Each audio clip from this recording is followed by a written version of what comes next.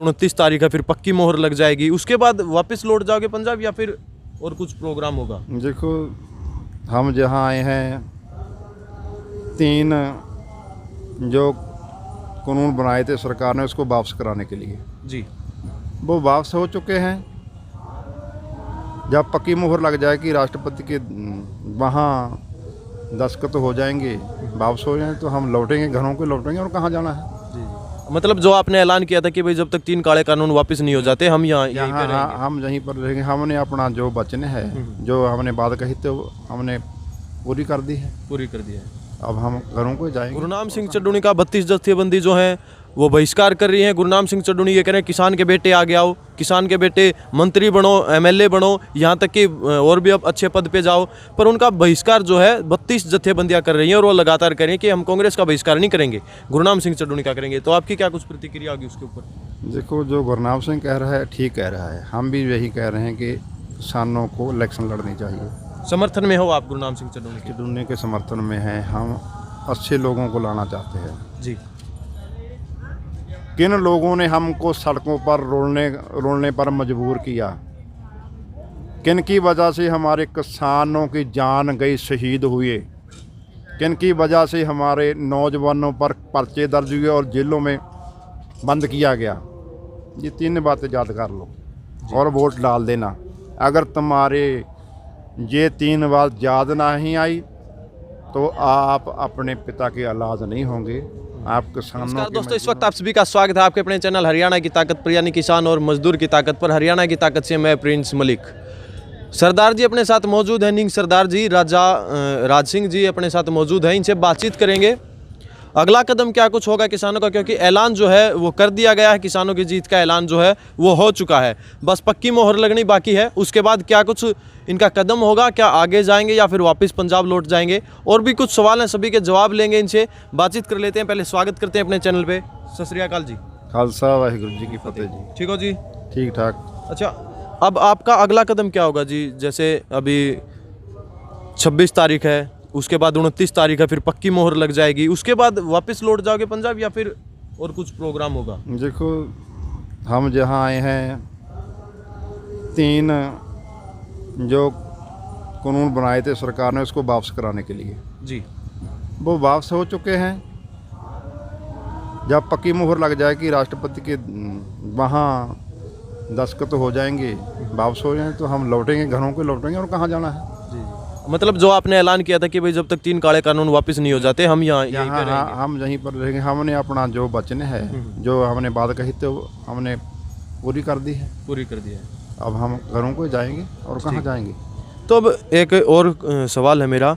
गुरनाम सिंह चड्ढूनी का 32 जत्थेबंदी जो है वो बहिष्कार कर रही है। गुरनाम सिंह चड्ढूनी ये कह रहे हैं किसान के बेटे आगे आओ, किसान के बेटे मंत्री बनो, एमएलए बनो, यहाँ तक कि और भी अब अच्छे पद पे जाओ। पर उनका बहिष्कार जो है 32 जत्थेबंदियाँ कर रही हैं और वो लगातार कह रही हैं कि हम कांग्रेस का बहिष्कार नहीं करेंगे, गुरनाम सिंह चड्ढूनी का करेंगे। तो आपकी क्या कुछ प्रतिक्रिया होगी उसके ऊपर? देखो, जो गुरनाम सिंह कह रहा है ठीक कह रहा है। हम भी यही कह रहे हैं कि किसानों को इलेक्शन लड़नी चाहिए। समर्थन में हो आप गुरनाम सिंह चड्ढूनी के? चड्ढूनी के समर्थन में हैं। हम अच्छे लोगों को लाना चाहते हैं। जी। अच्छे लोग आने चाहिए, किसान आने चाहिए, अच्छे मजदूर आने चाहिए जो पढ़े लिखे हैं। तो गुरनाम सिंह चड्ढूनी ने ऐसा क्या कर दिया जो इसका विरोध कर रहे हैं? या तो फिर इनकी सरकार से कोई गंड तुप हुई है, ये सरकार से रले हुए हैं, इनसे पूछो ना। गुरनाम सिंह ने ऐसा क्या कर दिया? मतलब कहीं ना कहीं उनके अंदर रोल है। गुरनाम सिंह चड्ढूनी एक अकेला ही हरियाणा में ऐसा शख्स है जिसका जो वचन कह दे अकेला ही पार कर देता है। और आंदोलन को भी उन्होंने उठाया है, ये सच्चाई है। सच्चाई है। हरियाणा का बहुत संजोग रहा है।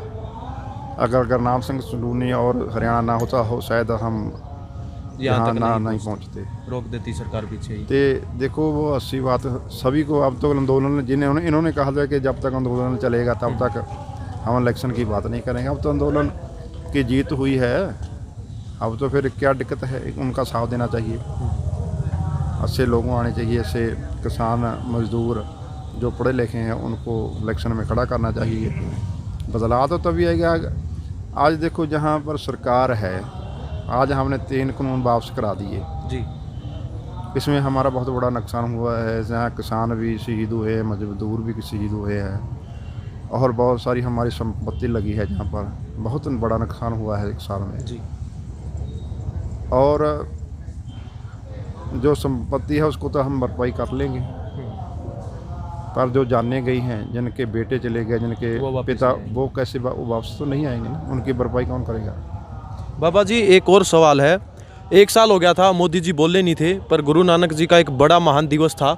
उस दिन आते ही एकदम सीधा मोदी जब बोले तो यही कहा था कि हम किसानों से माफ़ी मांगते हैं और जो 3 काले कानून हैं इनको वापस लेते हैं। देखो, जो गुरु नानक ने चमत्कार कर दिया, जी गुरु नानक की कृपा हो गई कि देखो 1 लाख तक अब तक किसी को ये नहीं था कि आज कानून वापस हो जाएंगे, लेकिन हमको ये एहसास था कि कानून रद्द होंगे और गुरुपर्व में होंगे। हमने पहले बता दिया था इनको कि भाई अब कानून वापस होंगे, इसलिए जो कदम उठाया ठीक उठाया। उन्होंने कल्ले कानून वापस लेने की घोषणा नहीं की, उन्होंने माफ़ी भी मांगी है। जी जी। इसलिए अगर कोई संघर्ष चलता है उसमें देखो जानें भी चल जाती हैं, उन पर लोगों पर पर्चे भी दर्ज होते हैं, जेलों में जाना पड़ता है, जो हमने सभी कुछ देखा है। जेल भी हमारे किसान गए और पर्चे भी दर्ज हुए जी। और हमारी जहाँ जाने भी गई किसानों वीरों की, जो उनकी कुर्बानी थी। ये एक सच का मोर्चा था, सच की जीत हुई है, लोगों की जीत हुई है, किसानों की, मजदूरों की, अंत की जीत हुई है, सभी की जीत हुई है। जो जो इस मोर्चे में है सभी की जीत हुई है। बीजेपी वालों का लगातार कहना था कि भाई अगर तुम्हारा इतना ही अच्छा भाईचारा है हरियाणा और पंजाब का, तो तुम पानी क्यों नहीं ले लेते हैं पंजाब से? अब तो पानी की क्या, अगर ये पानी मांगे तो हम खून भी देने के तैयार हैं, खून भी देंगे हरियाणा को। जी, मतलब आप समर्थन में हो कि हरियाणा को पानी मिलना चाहिए? देखो, अगर आपको बता दिए पानी क्या, हम खून भी देंगे। मतलब वो राजनीति अब चलने नहीं दोगे आप? हाँ, जो राजनीति है वो नहीं चलेगी अब। एक मैं मोदी जी का जी इसमें एक और धन्यवाद करना चाहता हूँ कि जो उन्होंने कृषि कानून बनाए, बहुत अच्छे बनाए। जी।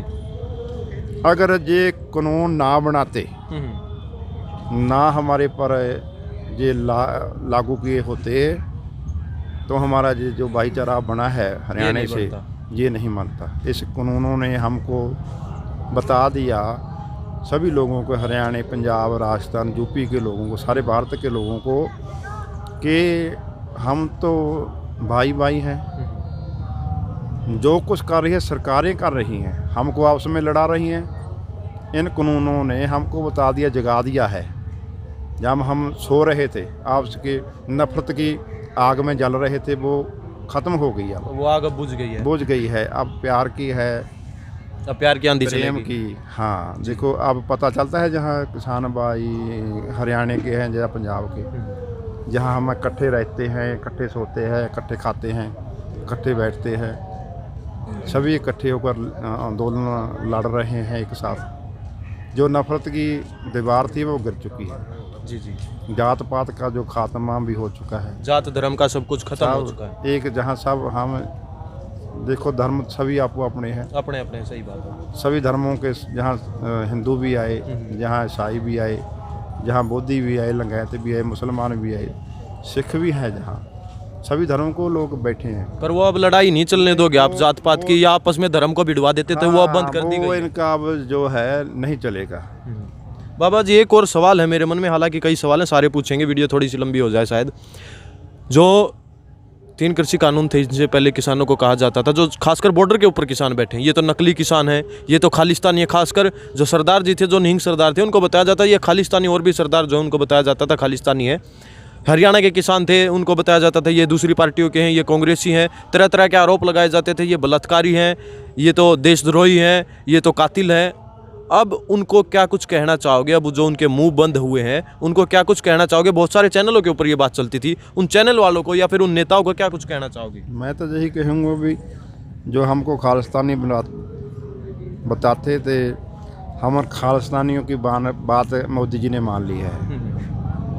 हम आतंकवादियों की मोदी जी ने बात मान ली है। हम बकवादियों की मोदी जी ने बात मान ली है। अब तो खुश हो ना, ये भी बात बताओ ना भी हमारे से मोदी रल गया है, खालिस्तानियों से, आतंकवादियों से मोदी रल चुका है। अब उसने घोषणा कर दी है वापस लेने की। अब वो नशेड़ी जिनको बोलते थे वो किसान दिखने लग गए हैं। अब किसान देशने अब क्यों, देखो ये जो शरारती अनशन होते हैं ना ऐसे ही बोलते हैं, खासकर जो दलाल मीडिया गोदी मीडिया था उन्होंने मंडी प्रचार किया था। अब किस मुंह से वो बोलेंगे कि किसान अच्छे हैं? अब वो फायदे गिनवा रहे हैं कि मोदी जी ने अच्छा किया है वापस ले लिए हैं। और पहले वो जो कानून थे इनके फायदे गिनवाते थे। इसलिए जो शरारती अनशन असल में जो अत्यावादी है ना जी। वो गोदी मीडिया है जो नफरत की दीवार फैला रहा है। ऐसे उनको नहीं करना चाहिए। उनको वो भी किसी किसानों के बेटे होंगे, किसी मजदूर के बच्चे होंगे। वो क्या पाकिस्तान से आए हुए हैं? जब देसी हैं, भारत के वासी हैं ना। अगर वो भारत के वासी हैं तो हम भी भारत के जहाँ बसिंदे हैं, रहने वाले हैं। हम कोई कानून से बाहर नहीं जाएंगे, ना ही भारत का कानून तोड़ेंगे, हमको मालूम है। जी। तो बाबा जी, पंजाब के अंदर जो इलेक्शन होगा उसमें क्या कुछ भूमिका होगी नींग सरदारों की, या फिर जो आंदोलनकारी हैं जिन्होंने आंदोलन जीता है, जो किसानों का संघर्ष था, किसको वोट दें किसको ना दें, क्या कुछ देख के वो वोट डालें? हम तो ये सभी वोटरों को, चाहे वो यहाँ हैं पंजाब में, यूपी में, सरदार सभी सूबों में है जी। मैं ये बताना चाहता हूँ कि जब वोट डालनी है आप 3 जो है बात याद रखिए जी। पहले नंबर पर तो जो गुरु ग्रंथ साहब महाराज की बेअदबी हुई है उसको याद रखना चाहिए। किन के राज में हुई है, किन्होंने कराई है, ये बात याद रखें। दूसरा नंबर, हम सिखों को ये याद रखनी चाहिए कि 1984 में श्री दरबार अमृतसर में किन लोगों ने अटैक किया था। उन्होंने हमारा अकाल तख्त को टैटारी कर दिया जी। और हमारे सिखों को, संत जी जरनैल सिंह पिंडरा वाले को शहीद किया। वो कौन लोग थे, कौन सी पार्टी थी, ये याद रखना चाहिए। 2 नंबर। तीसरा नंबर वो याद रखना चाहिए जो अब संघर्ष चला है। किन लोगों ने हमको सड़कों पर रोलने पर मजबूर किया, किन की वजह से हमारे किसानों की जान गई, शहीद हुए, किन की वजह से हमारे नौजवानों पर पर्चे दर्ज हुए और जेलों में बंद किया गया। ये 3 बातें याद कर लो और वोट डाल देना। अगर तुम्हारे ये 3 बात याद नहीं आई तो आप अपने पिता के औलाद नहीं होंगे, आप किसानों के, मजदूरों की औलाद नहीं होंगे। ये वोट डालने से 3 काम याद रखने चाहिए। किसी अच्छे नागरिक को, अच्छे बंदे को तो वोट डालकर बढ़िया नुमाइंदे चुनने चाहिए, बढ़िया सरकार बनानी चाहिए। मैं तो यही लोगों को बेनती करूंगा। पहले तो किसानों को बेनती है कि एक नई पार्टी देनी चाहिए, जैसे गुरनाम सिंह टुडू ने उनका साथ दो, या आप बना लो उनको अपने साथ लड़ाओ। जो हमने साझा ये सभी ने इकट्ठा होकर मोर्चा लड़ा है तो इलेक्शन लड़ने में हमको क्या है, कोई दिक्कत नहीं है। मतलब आज जब देश का जो गृह मंत्री है वो एक तड़ी पार हो सकता है, एक डकैत, एक बलात्कारी मंत्री बन सकता है, एक कातिल मंत्री की कुर्सी पर बैठा है जो, तो क्या किसानों में क्या ऐसा गुण नहीं है कि वो MP MLA बन सकें? वो मतलब उनको भी इलेक्शन लड़ने का हक है, अधिकार हक है। तो जो हरियाणा पंजाब के जो किसान हैं, मैंने कई किसान ऐसे देखे हैं जो हरियाणा के वो पंजाबी सीख रहे हैं धीरे धीरे, जो पंजाब के वो थोड़ा कोशिश कर रहे हैं हरियाणवी बोलने की, हालांकि उनकी टोन थोड़ी सी अलग है। क्या आगे भी ये भाईचारा ऐसे ही कायम रहेगा आंदोलन खत्म होने के बाद? ऐसे ही रहेगा। देखो हमारे पंजाब को लोगों, इन सरकारों ने, चाहे वो कांग्रेस की सरकार रही हो या BJP की है और सरकार रही हो, उन्होंने पंजाब के लोगों को आतंकवादी पेश किया है। जी जी। मीडिया ने हमको आतंकवादी बताया वे, ये आतंकवादी है, ये खालिस्तानी है, ये पाकिस्तानी है। ऐसे ही हमारे सरदारों को ऐसा अक्स हमारा पेश किया कि हमको बदनाम कर दिया। अब जब ये मोर्चा लगा, दुनिया को, एक वर्ल्ड को, कल हरियाणा को नहीं पूरे भारत को ये पता चल गया कि सरदार भी ही वो कौम है जो अच्छा जो है, जो राज दे सकती है, भूखे को अन्न दे सकती है, अपने हक मांग सकती है, ले सकती है। ये पंजाबी है, सरदार ही है वो। इसलिए हमारा जो प्रेम भावना बनी है इस आंदोलन की वजह है। हम ऐसे ही एक दूसरे से प्रेम से रहेंगे। जी जी। तो वीडियो देख लिया आप लोगों ने, तो लास्ट में बाबा जी क्या कुछ संदेश आप देना चाहोगे किसानों को, खासकर उनकी जो जीत हुई है? जो देखो सभी को बधाई देना चाहता हूँ। जैसे हमने जहाँ बैठकर लड़ाई लड़ी है 21 से, अब 3 जोड़े कृषि कानून वापस हुए हैं।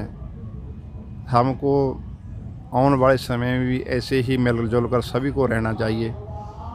अगर आज इन्होंने 3 वापस लिए तो कल को ये सरकार हम पर 6 कानून और ला सकती है। अगर ऐसा होता है तो हमको फिर इकट्ठा होकर लड़ाई लड़नी चाहिए। कईयों को ये सरकारों ने कर तो दिया, क्या मनसा है क्या हुआ है ये सरकार जाने। कई बार फिर जब आंदोलन ख़त्म हो गया, जहाँ से चले गए हैं, कई लोगों पर पर्चे भी दर्ज होंगे। उनको फंडिंग के मामले में आतंकवादी कहकर जाल में फंसाया जाएगा, जेलों में बंद किया जाएगा। अगर किसी पर सरकार को मैं चेतावनी देना चाहता हूँ, अगर किसी भी नौजवान पर, किसी भी आगू पर ऐसा कोई केस दर्ज हुआ तो हम संघर्ष करेंगे, दोबारा से लड़ाई लड़ने के लिए तैयार है। जी जी, बहुत बहुत धन्यवाद बाबा जी। तो भाई वीडियो आप लोगों ने देख लिया, वीडियो को कर देना ज़्यादा से ज़्यादा शेयर। मिलते हैं अगली वीडियो में। बाकी जो सवाल हो आप कमेंट में कर सकते हो, लगातार उन सवालों को उठाते रहेंगे और किसानों की लड़ाई को ऐसे ही आगे बढ़ाते रहेंगे। जो किसानों की जीत हुई है उसके लिए सभी किसान साथियों को बहुत बहुत बधाई। सारे साथी वीडियो को शेयर करना। मिलते हैं अगली वीडियो में, जब तक जय जवान जय किसान, भारत माता की जय।